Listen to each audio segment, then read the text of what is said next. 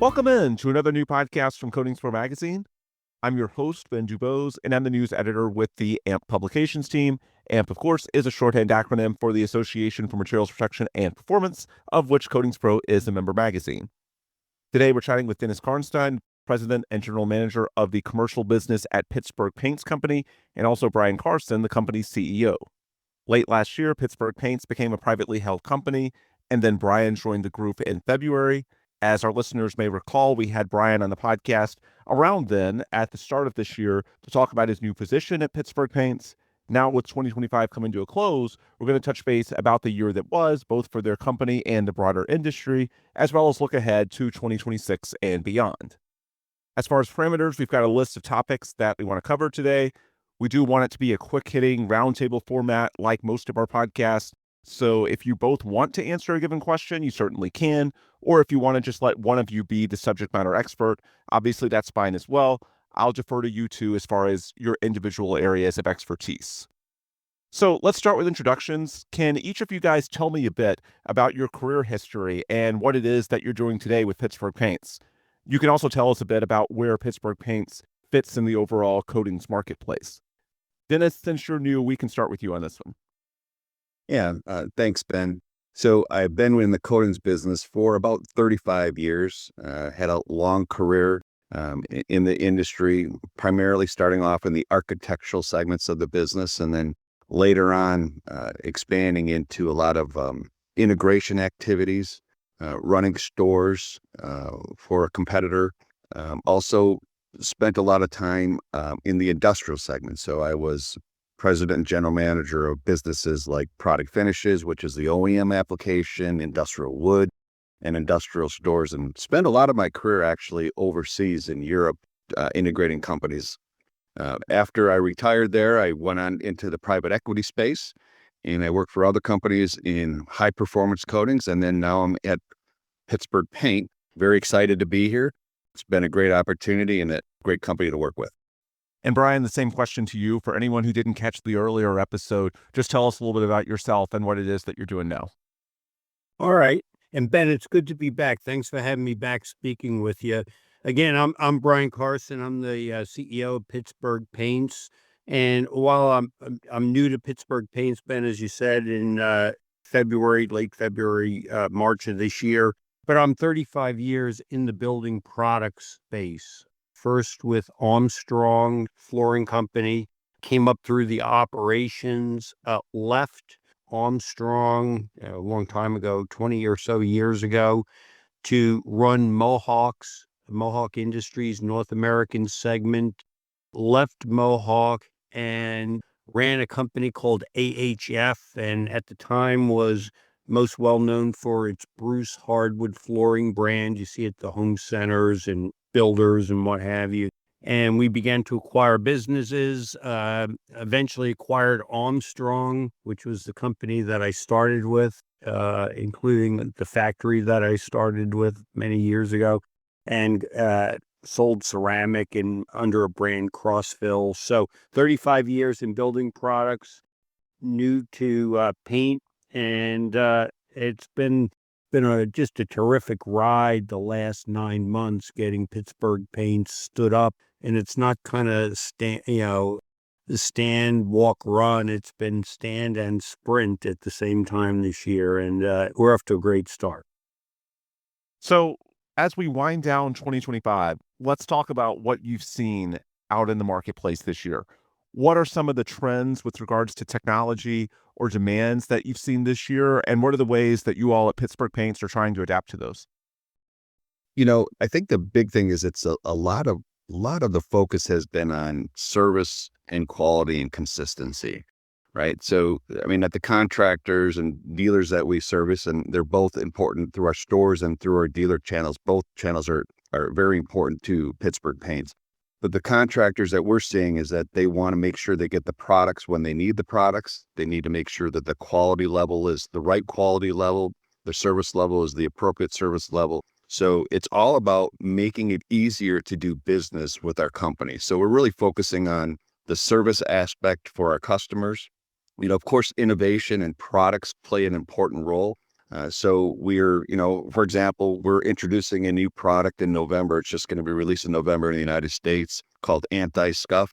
It's really the best performing anti-scuff product in the marketplace. But in addition to the product performance, which is important, it's about the application of the product as well. So it's great to have a product that meets the performance characteristics, but it's equally important that the people that are putting it on, it's easy for them to apply. It works and it flows level. It comes off the brush or it comes out of the spray gun correctly. So it's all about making sure that the product performs and it also is applied easily. And then the other aspect that I would say would be, the number of coats that you're putting on. If you can reduce the number of coats and achieve the same type of performance with less coats, so it's saving them time and money through application is also equally important. And we have some product lines that high build products and things that have reduced the number of coats. I would say I would agree with what Dennis said. And, Dennis touched on one of our innovations that's going to hit the market in November of this year, the Pittsburgh Paints Anti-Scuff. That's the brand. And I was joking with Dennis, for Dennis and the team for 6 months, he put his lab coat on and went in and said, I want to build a paint that is the most scuff resistant in the industry, most scuff resistant. And nailed it. We've done that. But with these type products, some of them are not always the easiest to apply. And then so Dennis put his painter clothes on for after 35 years and said, I want the easiest to apply paint in the industry. So bulletproof once it's on the walls, but kind of goes on like butter. And the team nailed that. So this is just a phenomenal scuff resistant product that's easiest to apply. And it's just a phenomenal value. And that's going to be hitting the market. And it's just a wonderful example of the company just coming out of the box, out of the starting blocks, just sprinting. It's a hell of an innovation that's going to hit the market. Yeah, but we're just getting started. I mean, this is just our first product launch as a, new company, but we have a lot of new products in process and we're really excited about the future. And we're looking forward to introducing more products and you'll see more coming out in 2026 that I think follow the same guidelines of performance and application, ease of use, and making it easier for our contractors to be successful. Yeah, and here at CoatingsPro, our wheelhouse is looking at things from the perspective of the contractor or the applicator to make sure that these coating technologies are applied correctly so that they can live up to their fullest potential. So when you hear from those applicators of you all, are there any common themes when it comes to their pain points or what they need? What have you heard in 2025, and are there any changes depending on which market or which region that you're hearing from them in? Yeah, I mean, obviously the same things continue where VOCs are important, where they want lower VOC types of products, but they want the performance to be the same as it has been. They don't want to sacrifice performance for lower VOC. So that's the challenge, is making sure that we're developing products that with that in mind, but we're not willing to sacrifice the performance or application characteristics of the product to meet those customers' needs. And, we believe we have the right talented technical team. And we go through a very robust process of testing the products, through our use test process where we get the products in the customer's hands to give us appropriate feedback and give us direction as we're going through the process. And like I said before, and it's also about how do they reduce the amount of time. I think time is really important. Everybody's busy. If they can save time on applying our products, that's a huge benefit to them. They can get the jobs done faster. They can sharpen their pencils on their bidding process, and that we want to be a part of that solution to help them achieve their goals and win more jobs. Yeah, Ben, I would echo with what Dennis said. The contractors and customers, particularly in this market, financing costs are higher. The business is slower generally than our partners would like to see it, and we would like to see it. And the cost of money and working capital is a challenge. You look at our business this year. between our investments in new IT systems. Some of those IT systems are about standing up the company. Others is new color matching capabilities that allow our contractors to be more efficient out there, color matching, bidding, what have you. These innovations we talked about, some of the new branding that we're doing, and the return back to our roots as Pittsburgh Paints and the marketing. And lastly, we have deployed more inventory into the local markets than this business ever ran at. In other words, in our stores, in our DCs. So those contractors don't have to wait or don't have to carry the inventory themselves because time is money. Those investments for this year, between the inventory and the investments, we're talking about $80-100 million of investments we're putting into the business this year. And you go, where is that? It's in new products, it's in marketing, it's in local inventory, and it's in the IT information systems, apps, color match systems. A hell of a big investment, in this market here, right out of the box. Yeah, and I would just add to what Brian said there is that, it's not just investing in products, it's also investing in our people. So we've really ramped it up as far as doing a lot of training and getting paint out of the bucket in our facilities and educating them on the differences between the products so that when they're working with the customers, they're really the experts in the field and they can explain and show the differences in product performance, how they apply, and make sure they act as a consultant to the contractors to help them make the right choice as far as what products that they're going to use in a job. So, you can have great products, but if you don't communicate them well as far as what the differences are and how they can value that they provide to the contractor, it doesn't do you any good. So we've invested a tremendous amount of training and tools, new systems, ways for our sales reps and our technical reps to get in front of customers more, spend more time in the field, and really educate them on the differences and the new products and technologies that are available. So when it comes to the relationships that assist in that process, what are the ways that you all build and foster those with your applicators or really any vendor throughout the chain? Can you speak to just the collaborative process and how you guys make sure that those applicators and those vendors are comfortable reaching out to you guys and being involved in the type of process that you just described? What I would call that is commercial excellence and that's the initiative that we have within our organization. And that's really about giving them the systems, tools, and processes to, like I said, get in front of the customers more, to expand their reach into calling on more customers, to showing them the differences between what we were before and who Pittsburgh Paint is now and where we're going, the new technologies that we're offering. So we're also investing in a new CRM system, as an example, to manage through that process, to make sure we're communicating with those customers at the right number of touches. Expanding the customer reach that we have, expanding on the number of calls that we make on these customers, investing in our sales reps, and then making sure that when they are in front of the customer, that they're well educated on those products. And that's why it's so important, like I said before, for them to get the paint out of the bucket, for us to leverage our technical teams and our experience and knowledge and make sure that our reps are the best in the industry.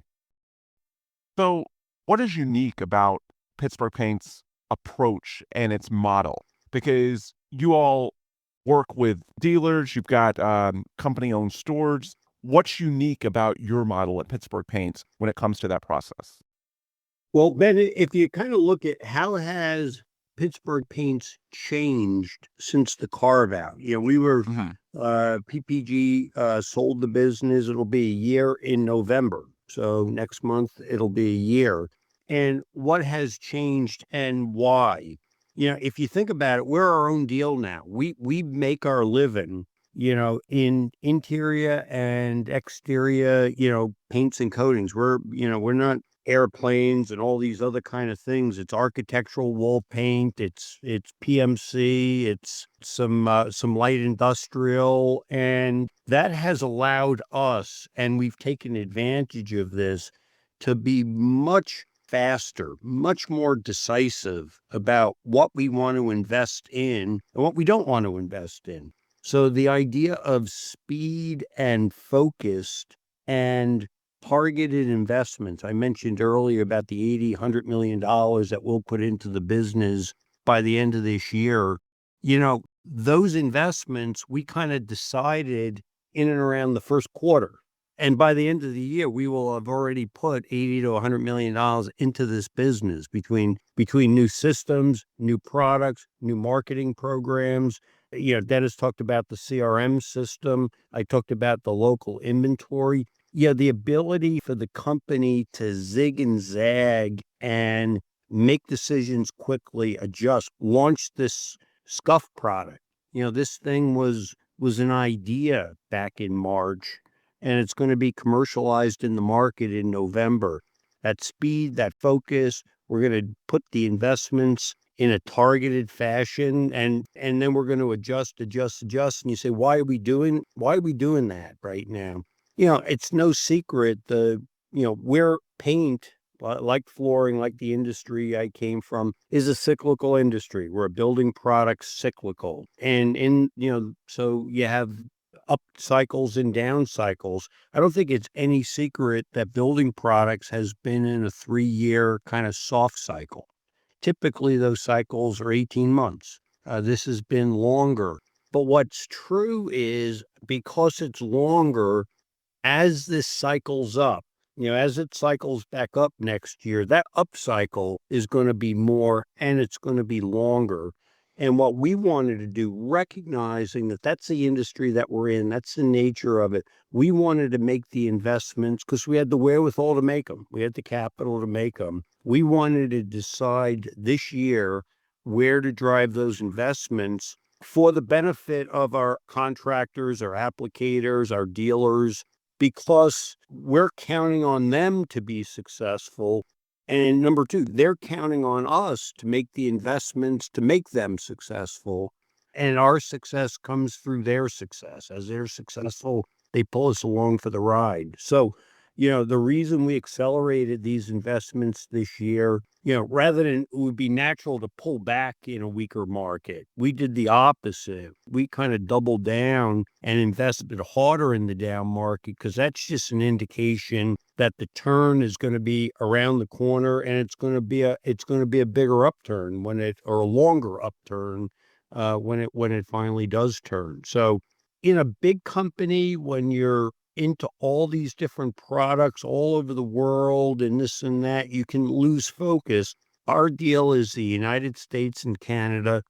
It's architectural paints, exterior paints and stains, adhesives, and it's a very sharp focus, and it's allowed us to become really excellent and decisive in driving value in that area, in that swim lane. That's what we're doing.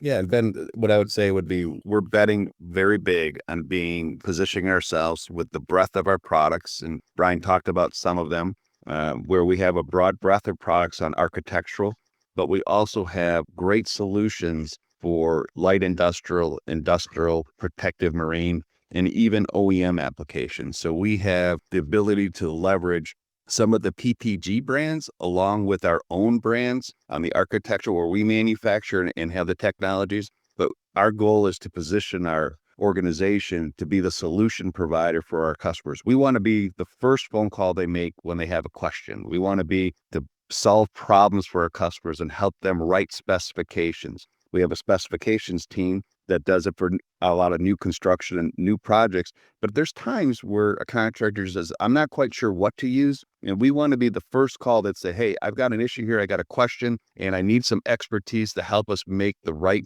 decisions, working with owners, working with engineers to provide that solution and give the end user the best possible protection on whatever it is, whether it's a home, a building, a school, a hospital, an industrial site. It doesn't make a difference. We have the breadth of products, and we have the technical teams, and we're investing more into new products, new programs, and training. You've touched on 2026 a few times already, but looking ahead beyond just Pittsburgh Paints, is there anything in the industry as a whole with regards to demands or trends that you're expecting to see? And if so, what are the ways that you all are preparing for those? Well, I mean, I think it's no surprise that, I mean, like Brian said, and we all know that the market has been a little soft in 2025. And I think that, there's a lot of dynamics in the world that are happening out there, from different tariffs and, interest rates, all the things that we all look at every day, that, we don't expect a full recovery in the first half of 2026. But looking to the second half of 2026, we expect the recovery to hopefully start beginning there. But there's some signs of the market starting to improve in some specific areas. So property management, for example, has been a soft market for us, but we're starting to see some signs where that's starting to improve. Depending upon parts of the country, there are different types of projects that are being accelerated, like data centers, as an example, where you're starting to see more projects being stood up and more opportunities for growth. But there's also areas that are still under significant pressure. And we all know, rising raw material costs or inflationary issues. I mean, the industry has been challenged with keeping up with inflation. So pricing is obviously making sure you remain competitive. You do the right things on your costs, and we're taking cost out and taking appropriate actions to do the best we can for our customers and make sure that we're extremely competitive on large jobs and provide the right value and service for our customers. So there is a pricing aspect of this as well, where we have to make sure that we're priced competitively, but we're also doing a lot of things behind the scenes to make sure that we're keeping our internal costs down. Really good insight from Dennis Karnstein and Brian Carson of Pittsburgh Paints Company. Gentlemen, before we wrap up, is there anything else that you think our audience should know about Pittsburgh Paints as far as the things you're actively working on and looking at? And also, for anyone listening to this that might want to learn more about you guys, what are the ways that they can do that? I'm guessing it's, the website or social media, but feel free to plug whatever you would like to plug here for our listeners to learn more about everything that you all have going on. Well, obviously, you can go to the Pittsburgh Paints website. Go visit a store. Go visit one of our dealer stores. Call a sales rep and say, if I'm already buying from you, what do you got that's going to be new, different, that helps me improve my business? If you're not buying from us right now, what's different? How's the deal different? What are these guys up to? Again, we are, Dennis touched on the categories that we're in, and, these channels, the dealer and the store channel in both the US and Canada, that's our business. That's the bulk of what we do. And we are uniquely focused at being excellent, servicing the contractors, the dealers, the architects, the applicators in those channels. I mean, our mission is sharp. I think the team has made a hell of a lot of progress in short order. I think the markets will start recovering as we move to next year. And we want our partners to be armed with the best systems, the best product, the best values, more just-in-time service, thus the inventory deployments, to be there to make their businesses more successful with us, with Pittsburgh Paints. And that's what we're doing. Absolutely. Dennis, anything else that you would like to toss out before we wrap up? No, I think I just reiterate that, we're willing, ready, and able to help any painting contractors, any dealers that have some questions, need help on specifications of a project. Like I said earlier, we want to be the solution provider.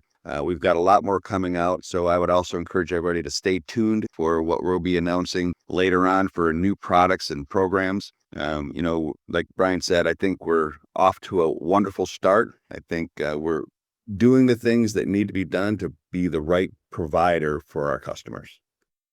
Gentlemen, thank you so much for the time. Appreciate you, Ben. Take care. Thank you, Ben. All right, that will do it for today's episode. And if you want more resources from our end at CoatingsPro, just check out our website at www.coatingspromag.com and search for the CoatingsPro interview series wherever it is that you listen to your podcast. CoatingsPro is a member magazine of AMP, the Association for Materials Protection and Performance, and you can learn more about AMP and its resources at amp.org. Until next time, this is Where We Break.